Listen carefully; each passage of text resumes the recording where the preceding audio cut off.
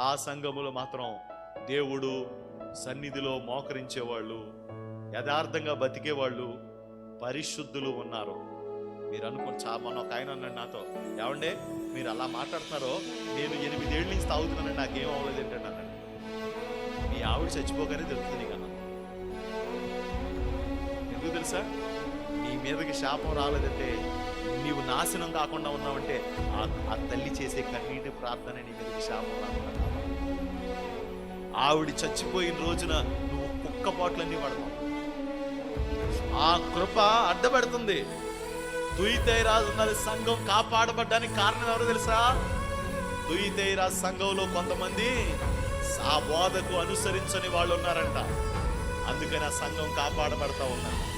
ఈరోజు మనం కొన్నిసార్లు అనుకుంటూ ఉంటాం, నేను ఏం చేసినా సరే దేవుడు కూడా నన్ను ఏమీ చేయలేడు అనిపించవడా. దేవుడు ఏమి చేయలేకపోవడం కాదు, ఆ తల్లి కన్నీటి ప్రార్థన, లేకపోతే ఆ తండ్రి కన్నీటి ప్రార్థన, ఆ భార్య కన్నీటి ప్రార్థన, ఆ నానమ్మ కన్నీటి ప్రార్థనేరా నిన్ను కాపాడుతుంది. లేకపోతే ఎప్పుడో చచ్చేవాళ్ళం నువ్వు నేను కూడా. ఏం అవకాశం లేదు.